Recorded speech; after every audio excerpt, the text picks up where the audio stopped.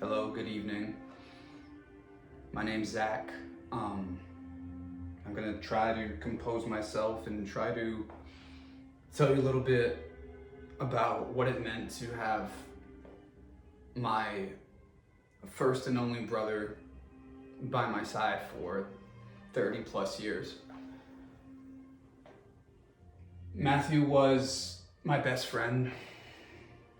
He was somebody I could look to for anything. He was somebody I could call at 3 a.m. just because I was having a panic attack or, forgot to do my project the night before. And I just wanted to say a few words about him the best I can before we all depart here today.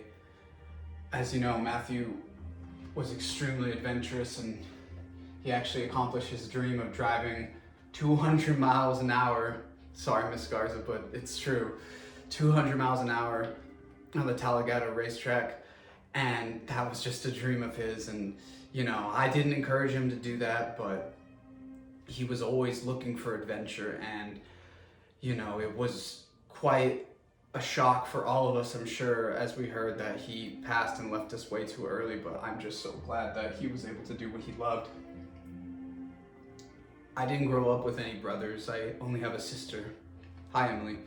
So meeting Matt was just one of the strangest experiences for me, because he just kind of came up to me and was like, "Hey, I think you're cool. You want to start a band?" And I had no idea that that's how people talked, when they're 7 years old, and he was already speaking like he was wise beyond his years. So, Matthew, thank you if you're listening, for talking to me that day, that first day in first grade, because that really changed my life, and I can't imagine my life without you. I also wanted to talk about what of a kind service Matthew provided for everybody he met. He would take care of his grandmother until she passed in her late 90s, and he also had two nieces and one nephew, Jonah, which he took care of, until the end. And he saw them grow up, and he, would go to their ballet practices, and I was always there right next to him, thinking, wow, this guy's crazy to be able to be in a master's program and still go to ballet recitals and be a news reporter at the same time. So I'm very proud of him.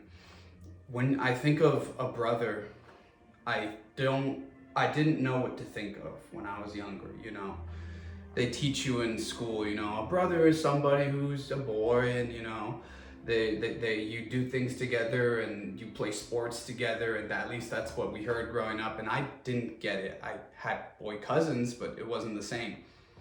And when I was little, like I said, my life changed forever, because Matthew showed me it wasn't about playing sports together, and it wasn't about, roughhousing. It was about having somebody that's there for you, having somebody that tells you they love you because who you are, not how you were born. And I know he has a lot of brothers. It's 3, I know, I didn't forget, sorry guys. And they love him dearly, and I miss him dearly too, and I'm never gonna try and say I'm the same as they are, but I just wanted to say that, having the opportunity, Matthew, to be your brother was truly a blessing, and I will never forget that. And when you're long gone and 10 more years have passed after this, you're always going to be my brother, and I'm always going to be yours. Matthew also had 3 wonderful dogs, Anastasia, Cupcake, and Rolo, who he loved dearly, and he was able to take them to go hiking in Austin, and that's something he had wanted to do for a long time. He was very worried because he had, a Chihuahua and a little wiener dog and another rat terrier, so he wasn't sure how they were gonna do, but we carried them up on those mountains, and we got really tired, but we gained a lot of upper body strength. And Anastasia, she took it like a champ, and she was the pack leader, and I'm so glad that we were able to do that before he passed. Mrs. Garza, thank you for letting me speak here today. I know this is not easy to be a part of, how do you say goodbye to your son? And I wouldn't wish that on anybody. And I want you to know that even though Matthew isn't physically here, we can feel him here in our hearts, and that's never gonna change, In this picture here, he's seen by the lake near where he lived, Lake James. And if any of you have gone to Matthew's house, you know that he was always there in the lake. He was always taking his dogs in the kayak and, you know, pulling people in boats that broke down, and that was something he loved to do. And I would always be there alongside him, and I could not keep up. I was like, Matthew, slow down. I can't paddle as fast as you. But you know him, he was a swimmer, he's a scuba diver. He loved anything aquatic, anything sports. So, you know, he really kept me in shape. Matthew, I'm gonna miss you because you were my brother, you were my teacher, you were my protector. And I know you cared so much about your family, and you let me into your life as family, and that means so much to me, because there was never a time when I thought, I'm not really his brother, I'm not really his family. I was, and I think I can speak for everybody when I knew that we were all Matthew's family, and we weren't just his friends, and that means so much to all of us. How do you conceptualize something so tragic, somebody who passed so young? How do you put that into just a few minutes?